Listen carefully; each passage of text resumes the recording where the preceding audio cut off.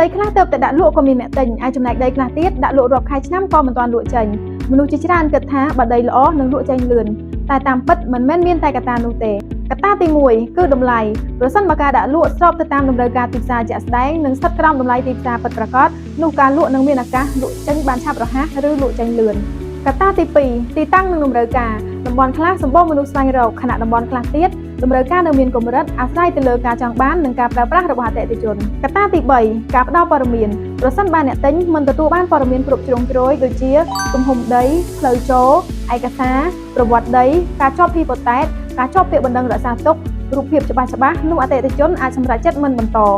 កត្តាទី4ទ្រព្យនោះអាចបង្កើតចំណូលស្របពេលកំពុងដាក់លក់ជាហេតុធ្វើឲ្យអ្នកទិញយល់ឃើញថាជាទ្រព្យសកម្មឬមាន passive income ដូច្នេះដីដែលលក់យូរមិនមែនសុទ្ធតែជាដីមិនល្អនោះទេពេលខ្លះគ្រាន់តែត្រូវការកំណត់តម្លៃឲ្យបានសមរម្យនិងផ្ដល់ព័ត៌មានឲ្យបានច្បាស់លាស់ជាមុន